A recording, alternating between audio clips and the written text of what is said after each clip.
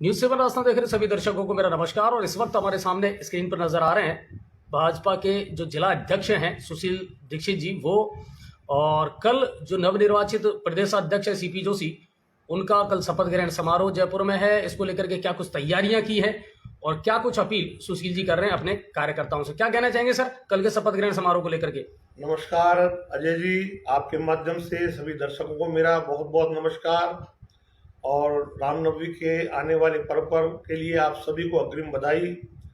और जो आपने प्रश्न किया है, डॉक्टर सीपी जोशी जी कल भारतीय जनता पार्टी के प्रदेश अध्यक्ष बनने के बाद पहली बार राजस्थान की धरती पर, राजस्थान की राजधानी जयपुर में प्रदेश कार्यालय भारतीय जनता पार्टी कार्यालय पर शपथ ग्रहण समारोह। आप सही सभी मीडिया बंधुओं से, सभी भारतीय जनता पार्टी के कार्यकर्ताओं से अपील है, पुरजोर अपील है कि अधिकाधिक संख्या में पहुंचे। जहां तक तैयारियों का सवाल है, हमने जिला स्तर पर हमारे सभी मंडल अध्यक्षों को निर्देशित किया है कि सब इस कार्यक्रम में चलने के लिए मीटिंग करें, बैठक करें और एक पूरी लिस्ट बनाएं, सूची तैयार करें कार्यकर्ताओं की। इसी प्रकार हमारे 17 मंडल है, 17 मंडलों में हमारे सभी मंडल अध्यक्षों ने, संयोजकों ने इस कार्यक्रम की रूपरेखा तैयार कर ली है।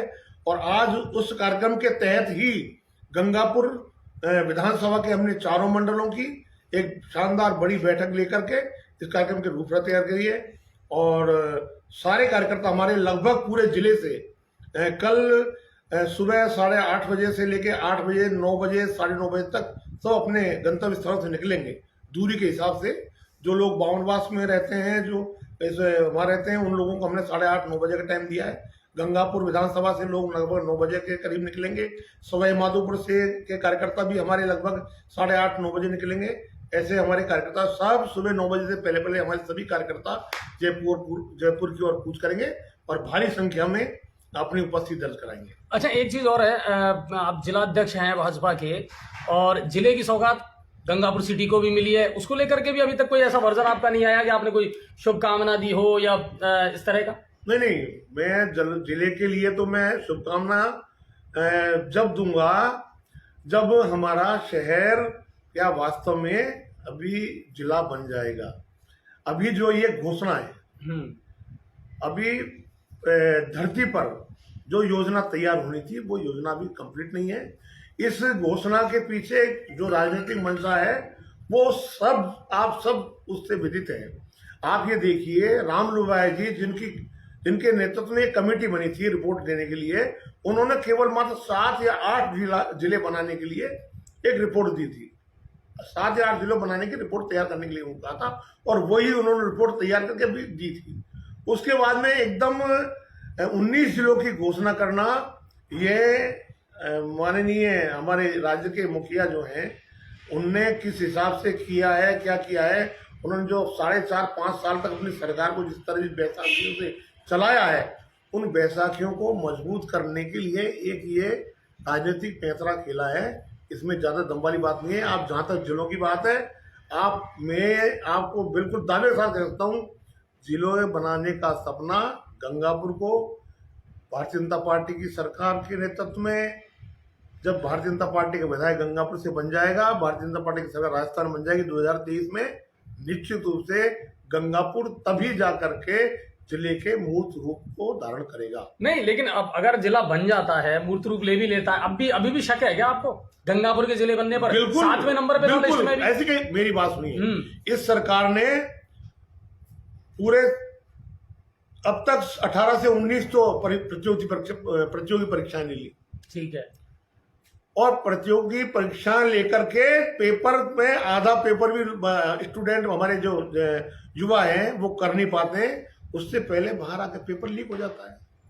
इसके पीछे भी सरकार की जो मंशा है उसको आज समझने की कोशिश मैंने जहां तक समझा है वो कोशिश ये रही है कि बेरोजगारों को रोजगार तो देने का प्रश्न हो ही नहीं सकता, केवल मात्र उनको एक भरोसा दिला कि हम सिर्फ ये करते रहे, एग्जाम देते रहे, पेपर लीक करते रहे, नौकरी देनी नहीं पड़े और हम ये कहते रहे हमने कोई कसर नहीं छोड़ी। आपको मैंने पहले भी कहा था, एक गलती से एक बार एक जंगल में चुनाव हुए और एक जो वानर राज थे, उनने कहा भाई हर बार सिंहराज सर ही बन के राजा बनते, अब की बार क्यों नहीं हमको राजा बनाया जाए। सारे जंगल के जो वासी थे सबने सोचा कोई बात नहीं, इनकी बात मान लो, अब की बार राजा इनको ही बना दो। गलती से वनराज को, उनको वानर राज को राजा बना दिया। अब राजा बना दिया तो सिंह की प्रवृत्ति तो मांस भक्षण की होती है, वो तो अपना काम कर रहा है, शिकार करना ही करना उसको। वो वनराज आए, उन्होंने अपना काम किया। वहां जब उन्होंने एक हिरनी का शिकार किया, हिरनी का जब शिकार किया, हिरनी उसकी माँ जो भागी भागी वानरराज के पास गई कि महाराज चलो बचाओ, मेरे बच्चे पर अटैक कर दिया सिंहराज ने। क्या अच्छा कहाँ कर दिया कि मोदी को माँ कर रहा है, तो भाग के भागे गए वानरराज उछल कूद करते हुए, और जिस पेड़ के नीचे सिंहराज शिकार कर रहे थे उसके ऊपर जाके चढ़ गए, और इस डाल से उस डाल पे, इस डाल से उस डाल पे भागते रहे, अपनी खींच उतारते रहे, चिल्लाते रहे, और सिंहराज अपना काम ही कर गए। उन्होंने कहा कि महाराज तुमने ये क्या किया, तुम तो बचाने तो आए नहीं, में कोई कसर नहीं छोड़ी। खूब भागा उछल मैंने खूब उछल कूद करी है, मेरे कर्मों में कोई कमी मैंने छोड़ी नहीं, और फिर भी अगर उसको मरना था, उसका शिकार होना था, वो मेरे हाथ में नहीं है भाई, मैं तो यही कर सकता हूँ। तो वही हाल इस गहलोत सरकार का है। पूरे 5 साल ऐसे निकाल दिए, ना कोई भर्ती करनी है, न कोई जिले बनाने हैं, कुछ नहीं करना है, झूठे सबूत छोड़ने।